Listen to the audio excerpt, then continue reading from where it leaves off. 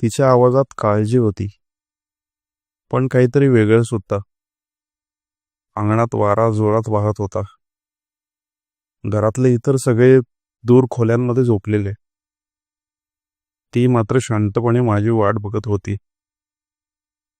मीही तिला होकार दिला आणि तिच्या जवळ गेलो.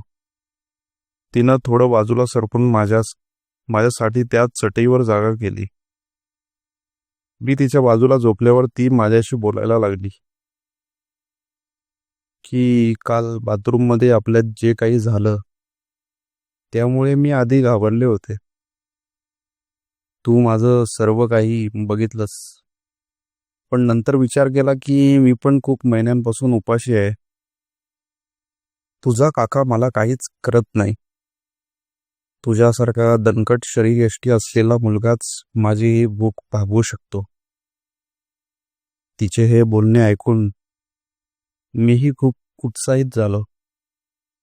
मी तिला सांगितले, आजची रात्र फक्त आपली आहे. आज तुझी खूप दिवसांची भूक मी भागवणार आहे. असं बोलून मी आणखी तिच्या जवळ गेलो. तिच्या अंगावरून हात फिरवू लागलो. तीही माझ्या केसांवरून आणि चेहऱ्यांवरून हात फिरवू लागली. आम्ही हळूहळू पुढे जात होतो. मी माझं तिच्या आत टाकणारच तेवढ्यात तिने मला विचारलं, पाकिट आणलंयस का? आणि मला ह्या सर्व गोष्टीची आधी कल्पना नव्हती, त्यामुळे मी पाकिट आणलंच नव्हतं.